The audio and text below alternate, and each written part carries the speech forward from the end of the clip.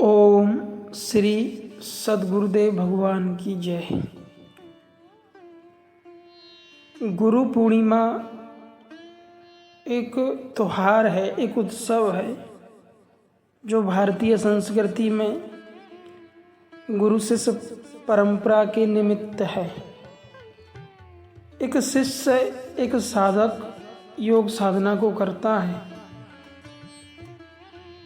अथाह परिश्रम श्रम करते हुए वह अपने चित्त के विकार काम, क्रोध, लोभ, मोह, राग, द्वेष, अविद्या, अज्ञान पर, चूंकि तिमिर इग्नोरेंस अज्ञान पर विजय प्राप्त करके जब प्रकाश स्वरूप चैतन्य परमात्मा भाव को प्राप्त होता है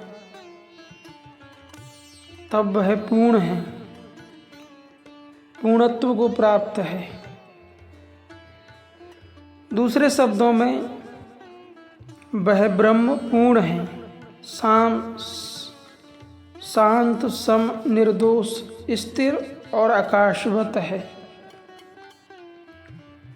उस निष्पाप निर्गुण परब्रह्म को प्राप्त कर वह साधक पूर्ण संपूर्ण हो जाता है और ऐसी अवस्था को वेदांत में मोक्ष, निर्वाण, अद्वैत, परमात्म स्वरूप कहते हैं।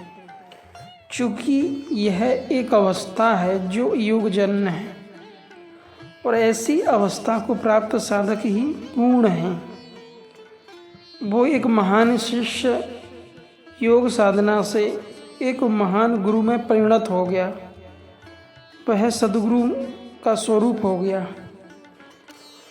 गुरुर गुरियान, गुरुओं में जो अनादिकाल से पृथ्वी पर गुरु होते आए हैं उनमें जो परम तत्व परमात्मा का संचार है, जो चैतन्यता का संचार है, दृष्टा साक्षी भाव को उपलब्ध, समत्व की सिद्धि को प्राप्त हो गया, उसी से वह ओतप्रोत हो गया। और ऐसी पूर्णता, ऐसी मुक्त अवस्था, आत्मज्ञान की दिव्य अवस्था ही गुरु पूर्णिमा है।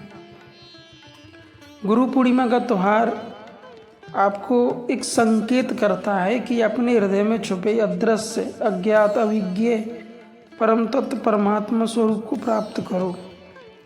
उस परमात्मा स्वरूप में स्थिति के लिए निरंतर योग साधना करो। साधना को महापुरुष सद्गुरु से सीख के मानसिक परिश्रम करो, जप और ध्यान करो। ध्यान में प्रवेश करने के लिए श्वास प्रश्वास में किसी मंत्र का जाप करो और इसी प्रकार अभ्यास करते करते अपने चित्त का निरोध और विलय करके ब्रह्म को प्राप्त करो। उस परब्रह्म की प्राप्ति के साथ ही आपकी पूर्ण विजय है। आप उस पूर्णत्व की प्राप्ति के लिए आपको निरंतर साधना तो करनी ही है। चूँकि गुरु पूर्णिमा पर सत्संग का आयोजन होता है, संत भक्त इकट्ठे होते हैं अपने अपने गुरु आश्रमों में और वहाँ उनको बोध कराया जाता है कि तुम्हारे जीवन का लक्ष्य है सत्य और शांति की खोज।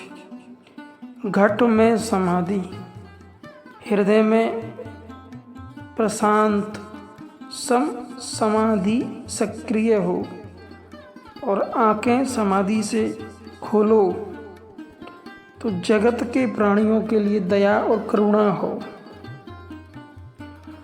संसार में आसुरी वृत्ति के लोग जो पापों से ग्रसित हैं, नकारात्मक ऊर्जा से, उनके प्रति भी करुणा की भावना हो और जो धर्म के मार्ग पर चल रहे हैं, दैवीय वृत्ति से संयुक्त हैं, उनके प्रति कृतज्ञता का भाव हो।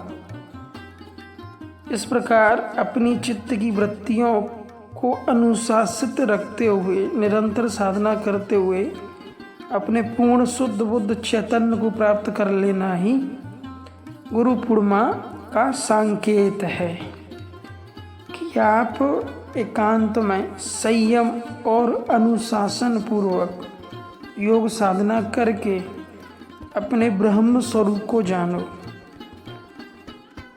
उस आत्म तत्व को जानो जो अजन्मा है, अविनाशी है, शाश्वत और सनातन है,